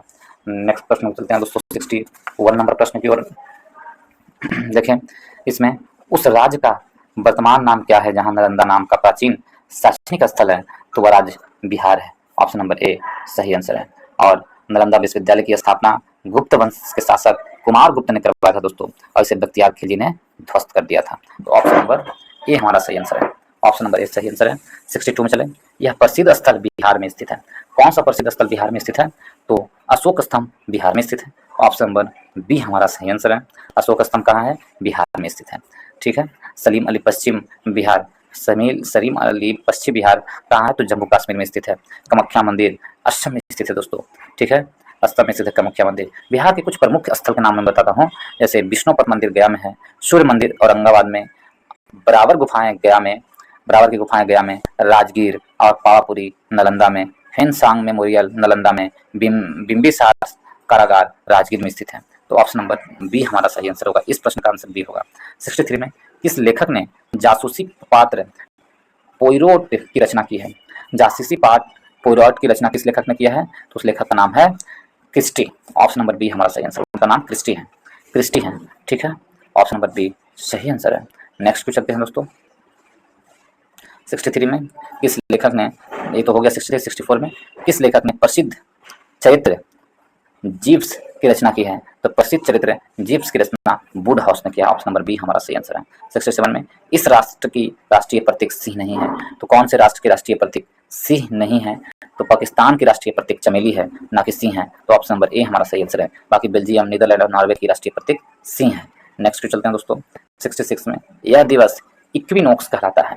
तो 21 मार्च को इक्विनॉक्स कहलाता है। 21 मार्च और 23 सितंबर को इक्विनॉक्स कहलाता है दोस्तों, क्योंकि इन दोनों दिन और रात बराबर होती है 21 मार्च और 23 सितंबर को, ठीक है। सूर्य की परिक्रमा करने के दौरान पृथ्वी की वह स्थिति जिससे उसकी धुरी का झुकाव उसकी परिक्रमा तल पर अधिकतम 23 डिग्री झुकी होती हो, ठीक है। और ऐसी स्थिति में वर्ष में 2 बार आता है, 21 जून और 23 सितंबर को आता है दोस्तों। तो ऑप्शन नंबर सी हमारा सही आंसर है। यदि हम देखें शीत विषु 23 सितंबर को, ग्रीष्म विषु 21 सितंबर को, शीत अन्यात 22 दिसंबर और ग्रीष्म अन्यात 21 जून। यानी सबसे बड़ा दिन शीत अन्यास 22 दिसंबर और गर्मी के समय में सबसे बड़ा दिन 21 जून को। तो ऑप्शन नंबर सी हमारा सही आंसर है। 67 यह राजनीतिज्ञ विमान दुर्घटना में मारे गए थे। संजय गांधी थे तो विमान दुर्घटना में मारे गए थे। 23 जून 1980 को विमान दुर्घटना हुई थी। इंदिरा गांधी की हत्या 31 अक्टूबर 1984 को हुई थी दोस्तों। राजीव गांधी को बम विस्फोट के द्वारा मारे गए थे, वो 21 मई 1991 को मारे गए थे। ऑप्शन नंबर डी हमारा सही आंसर है। नेक्स्ट पे चलते हैं दोस्तों। यह राजनीतिज्ञ कभी दूरसंचार विभाग का कार्यवाहक मंत्री नहीं रहा है। कौन जो कभी नहीं रहा है दूरसंचार कार्यवाहक मंत्री? वह नारायण है। ऑप्शन नंबर सी हमारा सही आंसर है। नेक्स्ट पे चलते हैं दोस्तों। नेक्स्ट में दिया गया है 69 नंबर प्रश्न में पुलेला गोपीचंद इस खेल से संबंधित है। तो पुलेला गोपीचंद है जो किस खेल से है? बैडमिंटन से है। ऑप्शन नंबर ए हमारा सही आंसर है, पुलेला गोपीचंद। नेक्स्ट पे चलते हैं दोस्तों। 70 नंबर यह बुकर पुरस्कार विजेता रही है। कौन है जो बुकर पुरस्कार विजेता रही है? तो अरुंधति राय बुकर पुरस्कार विजेता रह चुकी है। वर्ष 1997 में गॉड्स ऑफ स्मॉल थिंग्स के लिए उन्हें बुकर पुरस्कार दिया गया था। नेक्स्ट प्रश्न में चलते हैं दोस्तों। इसमें दिया गया है 71 में इन्हें भारत रत्न से सम्मानित किया जा चुका है। तो किन्हें भारत रत्न से सम्मानित किया जा चुका है? तो लता मंगेशकर को भारत रत्न से सम्मानित किया जा चुका है। 2001 ईस्वी में लता मंगेशकर को दिया जा चुका है। सचिन तेंदुलकर को 2014 में भारत रत्न दिया गया था दोस्तों। जिस समय यह प्रश्न पूछा गया था उस समय भारत रत्न नहीं मिला था सचिन तेंदुलकर को, इसलिए ऑप्शन नंबर ए हमारा सही आंसर होगा। लेकिन फिलहाल में इन सभी में सचिन तेंदुलकर और क्या अटल बिहारी वाजपेयी तीनों को भारत रत्न प्राप्त हो चुके हैं, ठीक है। इन तीनों को प्राप्त हो चुके हैं। ये आंसर अब बदल देना चाहिए। इसमें सम्मानित किया जा चुका है की जगह सम्मानित नहीं किया जा चुका है यहाँ कर देना चाहिए वर्तमान समय में। तो आंसर हो जाएगा जगमोहन डालमिया। लेकिन लता मंगेशकर, सचिन तेंदुलकर और अटल बिहारी वाजपेयी को, सचिन तेंदुलकर को 2014 में भारत रत्न से सम्मानित किया गया था CN राव के साथ, ठीक है। और जबकि अटल बिहारी वाजपेयी को 2015 में भारत रत्न पुरस्कार दिया गया था। तो ऑप्शन नंबर ए हमारा सही आंसर है। आगे क्यों चलते हैं दोस्तों। 72 नंबर प्रश्न में भारत की राष्ट्रीय पुष्प है। तो भारत की राष्ट्रीय पुष्प क्या है? तो भारत की राष्ट्रीय पुष्प कमल है। इसे वैज्ञानिक नाम निलंबो न्यूसिफेरा कहते हैं, निलंबो न्यूसिफेरा। ऑप्शन नंबर सी हमारा सही आंसर है। भारत के राष्ट्रीय कैलेंडर का यह पहला मास है। भारत के राष्ट्रीय कैलेंडर का पहला मास क्या है? तो भारत के राष्ट्रीय कैलेंडर का पहला मास चैत होता है दोस्तों। ऑप्शन नंबर डी हमारा सही आंसर है। पहला महीना कौन होता है? चैत होता है। चैत पहला माह होता है और इसकी शुरुआत 22 मार्च से शुरू होती है। चैत का 22 मार्च से 23 मार्च से शुरू होती है चैत महीना, ठीक है। और जो राष्ट्रीय कैलेंडर है भारत का शक संवत पर आधारित है और इसे 22 मार्च 1957 को अपनाया गया था। राष्ट्रीय पंचांग में महीनों का नाम पुराने हिंदू चंद्र सौर पंचांग में लिया जाता है दोस्तों। शक संवत यदि देख तो कनिष्क के द्वारा शक संवत चलाया गया था 78 ईसा पूर्व में। विक्रम संवत 57 BC से प्रारंभ हुआ था। विक्रम संवत और शक संवत के बीच का अंतराल कितना है? 135 वर्ष है। कभी कभी प्रश्न पूछा जाता है इन दोनों के बीच का अंतराल कितना? 135 वर्ष, क्योंकि एडी है जो पहले का हो गया, ठीक है, और ईसा पूर्व हो गया, BC ईसा पूर्व हो गया और ये एडी हो गया, ईसवी हो गया, तो दोनों को जोड़ देंगे तो 135 वर्ष का अंतर आएगा दोस्तों। तो ऑप्शन नंबर डी हमारा सही आंसर है। 74 में चलते हैं हम लोग। 5 सितंबर इस कारण मनाया जाता है क्योंकि यह इनका जन्म दिवस है। तो 5 सितंबर हम लोग इसलिए मनाते हैं क्योंकि 5 सितंबर को राधा कृष्णन के जन्म दिवस है। ऑप्शन नंबर सी हमारा सही आंसर है। राधा कृष्णन जी का जन्म दिवस है 5 सितंबर को, इसलिए हम लोग राधा कृष्णन को जन्म दिवस पर शिक्षा दिवस मनाते हैं। ऑप्शन नंबर सी सही आंसर है। नेक्स्ट प्रश्न चलते हैं दोस्तों। 75 में इस पुस्तक पर आधारित यूट्यूब वीडियो बहुत लोकप्रिय था। तो किस पुस्तक पर? तो एटम्स इन द फैमिली नहीं, द लास्ट लेक्चर पर आधारित यूट्यूब वीडियो काफ़ी क्या हुआ है, तो काफ़ी वायरल हुआ है। ऑप्शन नंबर डी हमारा सही आंसर है। नेक्स्ट चलते हैं। यह राज्य नमक का उत्पादन नहीं करता है। कौन राज्य है जो नमक का उत्पादन नहीं करता है? तो वह राज्य कौन है? वह राज्य बिहार है, यहाँ नमक का उत्पादन नहीं होता है। 77 नंबर प्रश्न चलते हैं। भारत में पहली बोलती फिल्म कौन थे? तो यदि हमें देखें, भारत में पहली बोलती फिल्म आलम आरा था।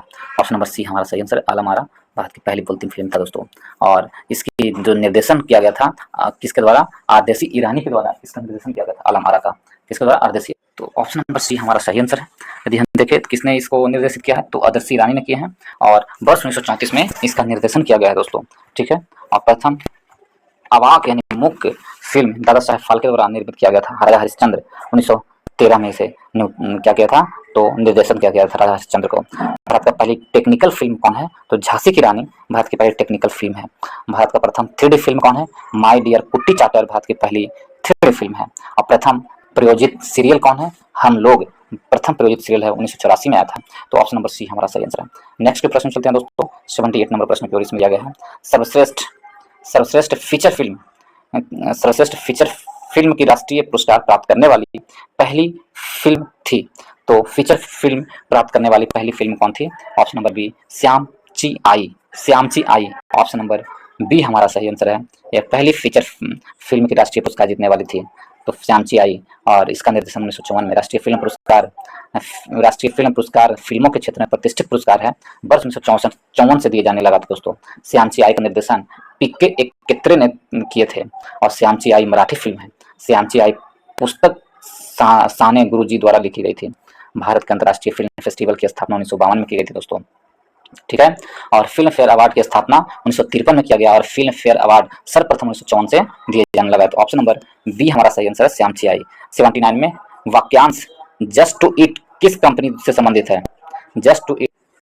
ठीक है। तो किसका है? Just to eat Nike company का है। ऑप्शन नंबर डी हमारा सही आंसर। नेक्स्ट चलते हैं दोस्तों। 80 नंबर NSAID क्या है? नास्डिक क्या है? तो ये इंफॉर्मेटरी दर्द निवारक की एक श्रृंखला है, जिसमें आई इसमें क्या करता है? इन्फ्लेमेटरी का आई मतलब क्या हुआ? इन्फ्लेमेटरी कहलाती है। ऑप्शन नंबर सी हमारा सही आंसर है। 81 में 2011 में किस नेता ने अनशन किया तथा इसे सद्भावना मिशन कहा? तो किस नेता ने अनशन किया था? अन्ना हजारे ने 2011 में अनशन किया था, उसे सद्भावना मिशन कहा था। ऑप्शन नंबर ए हमारा सही आंसर है। उसी प्रकार यदि हम देखें 82 में नालंदा राष्ट्रीय विश्वविद्यालय का पहला कुलपति किसे नियुक्त किया गया था? नालंदा अंतर्राष्ट्रीय विश्वविद्यालय का पहला कुलपति किसे नियुक्त किया गया था? तो वो एपीजे अब्दुल कलाम को नियुक्त किया गया था। ऑप्शन नंबर ए हमारा सही आंसर है। एपीजे अब्दुल कलाम आजाद को नियुक्त किया गया था। और 2008 में एपीजे अब्दुल कलाम को नालंदा विश्वविद्यालय के प्रथम कुलपति नियुक्त किया गया था दोस्तों। नालंदा विश्वविद्यालय अधिनियम 2010 में लाया गया था और फिलीपींस के सेबू नगर से 15 जनवरी 2007 को दूसरी पूर्वी एशिया शिखर सम्मेलन में नालंदा विश्वविद्यालय को पुनर्जीवित किया गया। प्राचीन नालंदा विश्वविद्यालय की स्थापना कुमार पाल प्रथम द्वारा किया गया था, कुमार गुप्त के द्वारा किया गया था। ऑप्शन नंबर ए हमारा सही आंसर। नेक्स्ट चलते हैं दोस्तों। इसमें दिया गया 83 नंबर प्रश्न में 83 में दिया गया है कि वर्ष 2011 में किस भारतीय क्रिकेटर के खिलाड़ी ने खेल के एक दिवसीय प्रारूप से संन्यास लिया है? खेल के एक दिवसीय प्रारूप से संन्यास किसने लिया था? 2011 में 2011 में लिया था राहुल द्रविड़ ने लिया था। ऑप्शन नंबर सी हमारा सही आंसर है। 84 नंबर प्रश्न चलते हैं। इसमें क्या दिया गया है? यूएसए में 2011 में किस अंतर्राष्ट्रीय संस्था के भूतपूर्व प्रमुख को बंदी बनाया गया था? तो यूएसए के कौन से संस्था को भूतपूर्व प्रमुख को बंदी बनाया गया था? तो संस्था का नाम है IMF के। ऑप्शन नंबर सी हमारा सही आंसर है। IMF के प्रमुख को बंदी बनाया गया था। नेक्स्ट ईयर किस यूरोपीय देश ने 2011 में अपनी प्रथम महिला प्रधानमंत्री चुनी है? तो प्रथम महिला प्रधानमंत्री चुनने वाले कौन यूरोपियन देश है? वो डेनमार्क है। 2011 में पहली बार प्रधानमंत्री चुनी थी डेनमार्क। नेक्स्ट चलते हैं दोस्तों। इसमें दिया गया EMI जो कर्ज के भुगतान पुनर्भुगतान से संबंधित है। ई इसके लिए है। ई किसके लिए है? ई है जो इक्वेटेड के लिए है। ऑप्शन नंबर इक्वेटेड बी हमारा सही आंसर है। ई किसके लिए है? इक्वेटेड के लिए है। ऑप्शन नंबर बी सही आंसर है। नेक्स्ट चलते हैं। 87 में भारत की श्वेत क्रांति के पिता कौन कहे जाते हैं? भारत के श्वेत क्रांति के पिता किसे कहते हैं? तो श्वेत क्रांति के पिता बोलते हैं कुरियन को, बर्गिश कुरियन को भारत को श्वेत क्रांति के पिता कहा था। ऑप्शन नंबर सी हमारा सही आंसर है। और वर्ष 2013 में इसकी मृत्यु कब हुई थी? वर्ष 2013 में अमूल मैन भी कहा जाता है। ब्रिटिश कुरियन को अमूल मैन के नाम से जाना जाता है। इनकी मृत्यु वर्ष 2013 में हो गई थी। तो ऑप्शन नंबर सी सही आंसर है। 88 में चलते हैं दोस्तों। अमेरिकी विशेष सेना जिसे ओसामा बिन लादेन को मारा कहलाती है, कौन, वो सेना का नाम क्या था? तो जिसने ओसामा बिन लादेन को मारा था उस सेना का नाम था सील। ऑप्शन नंबर सी हमारा सही आंसर है। ऑप्शन नंबर सी सही आंसर है। 2011 में मारा था और एटबाबाद में, यानी पाकिस्तान के एटबाबाद में मारा गया था। ऑप्शन नंबर सी सही आंसर है। 89 नंबर प्रश्न पे चलते हैं दोस्तों। किसने लास्ट सफर को चिन्हित किया है? तो लास्ट सफर को चिन्हित करने वाले कौन थे? तो लास्ट सफर को चिन्हित करने वाले लियोनार्डो दा विंची थे। ऑप्शन नंबर ए हमारा सही आंसर है। नेक्स्ट पे चलते हैं दोस्तों 2019 क्वेश्चन नंबर 90 की ओर। पृथक पंचायती राज मंत्रालय का गठन कब हुआ? तो पृथक पंचायती राज मंत्रालय का गठन वर्ष 2004 में हुआ। पृथक पंचायती राज मंत्रालय का गठन वर्ष 2004 में हुआ। आधुनिक भारत में स्थानीय स्वशासन के जनक किसे कहा जाता है? तो लॉर्ड रिपन को कहा जाता है स्थानीय स्वशासन के जनक। और लॉर्ड रिपन ने 1882 ईस्वी में विकेंद्रीकरण के प्रक्रिया का प्रारंभ किया था। भारतीय संविधान के अनुच्छेद 40 में ग्राम पंचायत का गठन का निर्देश राज्य सरकार को दिया जाता है। दोस्तों अनुच्छेद 40 गांधीवादी दर्शन के नाम से जानता है। 73वें संविधान संशोधन अधिनियम 1992 के द्वारा पंचायती राज को संवैधानिक दर्जा दिया गया है और भाग अनुसूची 11 में रखा गया है, भाग 9 में दिया गया, ठीक है। और 24 अप्रैल 1993 को पंचायती राज में संवैधानिक दर्जा लागू हुआ था। 24 अप्रैल को पंचायती राज दिवस के रूप में मनाया जाता है दोस्तों। ऑप्शन नंबर डी हमारा सही आंसर है। 91 में देखें निम्नलिखित में से कौन अन्य तीनों का समाहित करता है? तो अन्य तीनों को कौन समाहित करता है, ये लास्ट प्रश्न होगा दोस्तों। यदि आप लोग भारतीय संविधान, भारतीय इतिहास चैप्टर वाइज ऑब्जेक्टिव प्रश्न के रूप में पढ़ना चाहते हैं दोस्तों, तो हमारे इस चैनल के प्लेलिस्ट में जाएं। वहां पर आपको आधुनिक भारत, मध्यकालीन भारत और प्राचीन भारत तीनों अलग अलग चैप्टर वाइज प्रीवियस प्रश्न के रूप में, ऑब्जेक्टिव प्रश्न के रूप में मैं अपलोड कर चुका हूं। यदि आप लोग उसे देखना चाहते हैं तो हमारे इस चैनल के प्लेलिस्ट में जाएं। वहां पर आपको सारी वीडियो अपलोड मिलेगी दोस्तों, भारतीय संविधान का भी और हिस्ट्री का भी। आप लोग देखें और यदि आप लोग को अच्छा लगता है दोस्तों, आप लोग यदि आप लोग को अच्छा लगता है तो आप लोग इस वीडियो को लाइक करें।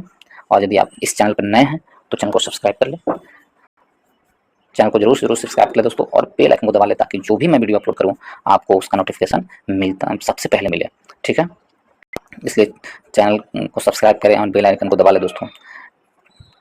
और चैनल को शेयर करना ना भूलें दोस्तों, चैनल को शेयर भी जरूर कर दें।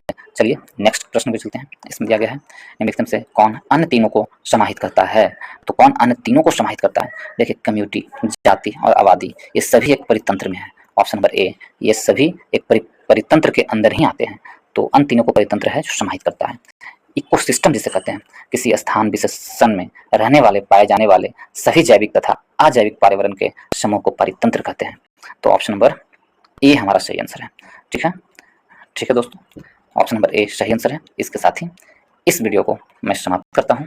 यदि आप लोग को अच्छा लगा हो तो लाइक करें, दोस्तों के ग्रुप में शेयर करें, ज़्यादा से ज़्यादा ग्रुप में शेयर करें दोस्तों, जहाँ भी ग्रुप है सभी ग्रुप में शेयर कर दें। और चैनल को सब्सक्राइब करना भूलें, चैनल को अवश्य सब्सक्राइब कर लें और बेल आइकन को भी दबा लें दोस्तों, घंटी को भी दबा लें ताकि जो भी वीडियो दो आपको नोटिफिकेशन मिलता रहे। तो इस वीडियो को देखने के लिए बहुत बहुत धन्यवाद दोस्तों, बहुत बहुत धन्यवाद। इस चैनल को सब्सक्राइब करें। मेरा चैनल का नाम है संजय ऑनलाइन स्टडी जोन, ठीक है। इसे सब्सक्राइब करें दोस्तों। इस वीडियो को देखने के लिए बहुत बहुत धन्यवाद।